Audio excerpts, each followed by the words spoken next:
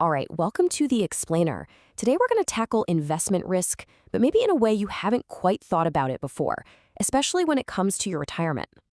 We all get a little nervous when we see those big, scary headlines about the market crashing. But what if that's not the real danger? What if the biggest risk to your retirement is something else entirely? Let's dig into that. Okay, so first things first, we have to really pin down what we mean by risk. Because when it comes to investing, there are actually two very different kinds. And honestly, they get mixed up all the time.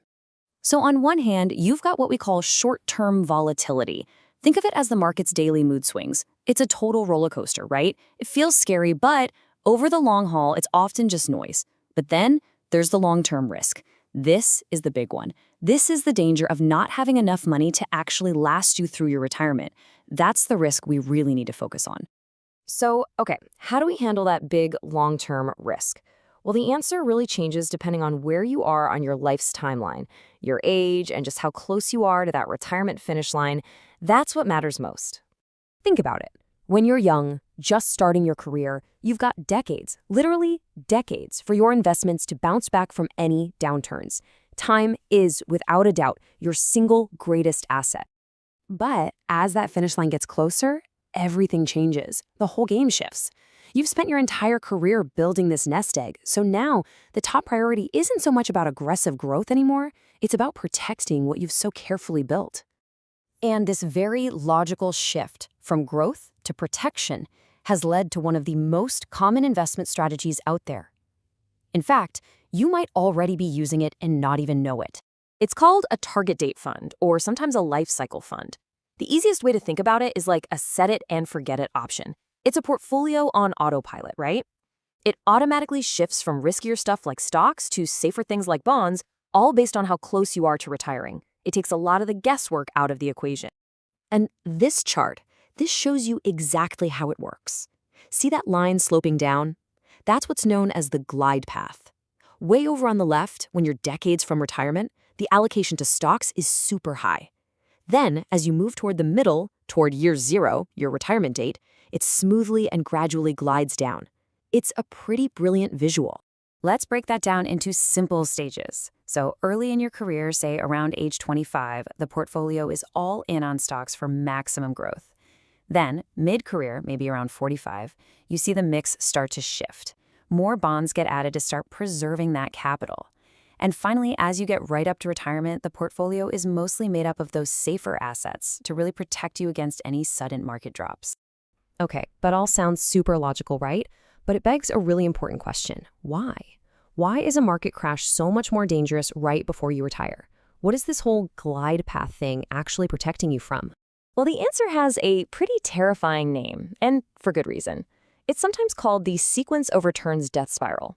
I know, it sounds super dramatic, but the impact can be just that. This is the core concept right here, so it's really important to get. When you start pulling money out of your accounts in retirement, it turns out your average return over the years doesn't matter as much as you think. What really matters is the order, the sequence in which you get those returns. Getting bad returns right at the beginning can completely derail your entire plan. Let's paint a picture. Imagine retiree A. They throw a big retirement party, they start withdrawing money for living expenses, and bam! The market takes a nosedive. Now they're forced to sell their investments when prices are low just to get the cash they need. It's the absolute worst-case scenario and can permanently damage their portfolio. Okay, now let's look at retiree B. They have the opposite luck. They retire and the market is booming. Their portfolio is growing, which creates this huge cushion for any bad years that might come later. Now get this, even if both of them have the exact same average return over, say, 20 years, their outcomes are worlds apart. Retiree B is sitting pretty, while retiree A is in serious trouble. That, my friends, is sequence of returns risk. So that glide path we talked about, that's the standard defense against that exact danger zone. But is it the only way to think about this? Well, some really interesting research is challenging this whole idea and asking if there's another way forward. Yeah, a study from the Brandy Center at UC San Diego tested a pretty radical idea. They asked, what if you didn't glide into safer assets at all? What if you just stayed 100% in stocks for your entire life? And the results are, well, they're pretty surprising. Take a look. Their simulations, looking back through history, found that the all-stock strategies, you can see them labeled as STANK and STANK/I, actually ended up with a higher median wealth than the typical target date fund, the TDF. And maybe even more surprising, they also had a lower chance of running out of money. Pretty wild, right? Now hold on. This approach is definitely not for the faint of heart. It means you have to have an iron stomach and be willing to ride out those massive market swings even when you're in retirement.